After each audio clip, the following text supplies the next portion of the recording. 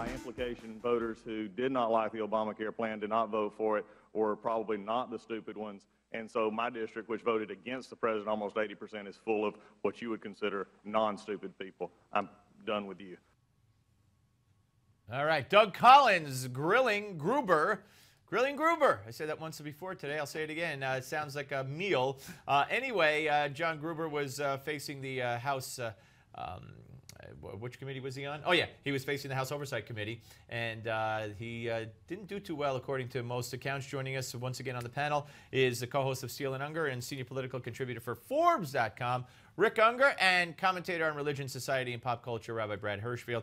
Let me start with you, Brad, and that is, Gruber apologized profusely, but he said what he said over and over and over. And he could deny, as he did, that he was the architect of Obamacare, but he wrote it in his book. And at the beginning of the hearing, it was read back to him from his book by the chairman of the committee.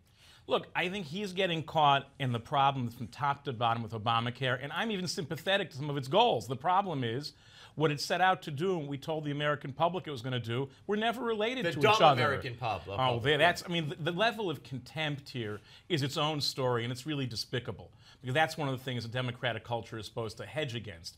But here the issue was, if you want to get more uncovered people insured, then tell people that and go out and advocate for it.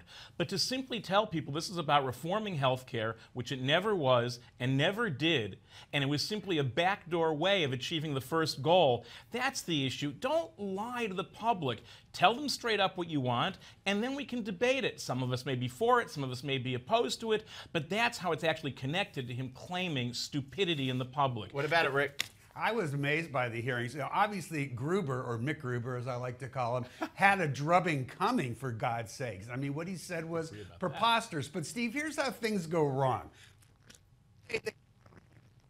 That he was the architect. That's not what happened. There was, on the flap of the book, they cite the Washington Post that called him the architect. He didn't write it. This is how little bits of things make everything go mishmash. I was stunned by the hearings because they never got around to going after Obamacare, which I thought was the point. They absolutely nailed Gruber, and as I said, he had to come and he had to know it wasn't going to go well for him, and it wasn't. There was no way he could come out looking good, nor should he have. But they completely missed it. They got hung up in this arcane technical stuff, and I'm sitting there with my jaw hanging down going, when are you guys going to use this jerk to go after Obamacare? They never did it. I don't think they missed it at all, Rick. I think actually what you're seeing play out here is that sense of betrayal and contempt from Washington for the general public. Including the very people who are asking the questions. No, that's exactly what they did, and that's why he even said all of my stupid constituents. Because what I think you're hearing is people saying the debate about the policy of the Affordable Care Act, about Obamacare, is entirely separate and should be separable from whether you call him the architect, the advocate, he's laughing all the way to the bank for having done it. The kind of contempt, not so much anymore. The kind of contempt for the American public that fueled this from top to bottom is completely separate from the policy itself and did a lot of damage to all of us, whether you're right, left, or center. You're making an assumption, which may be correct. I can't sit here and say it's not.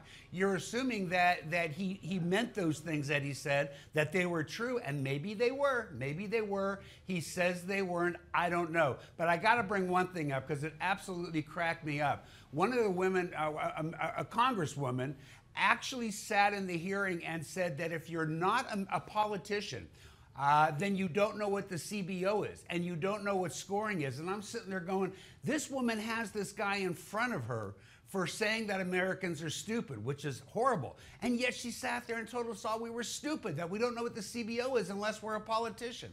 No, what she said is that using a bunch of alphabet soup initials for the general public is trying to make a living. I do, but guess what? I get to be sitting here with Steve and with you, and we are not the norm. And we are not. No, you have to understand, we are not the norm. Let me end it on this. We are far, Rick, and I'll include you in this, we are way above the norm, you, me, and Brad. We'll end it on that happy note.